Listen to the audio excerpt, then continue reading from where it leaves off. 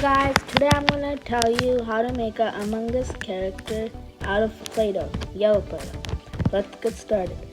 So I have some yellow Play-Doh. I'm gonna roll it into a spear shape. Now I'm gonna try to make it into like a Among Us shape, like Among Us character, and that's what I did. Now I'm gonna make a black rectangle on the top part.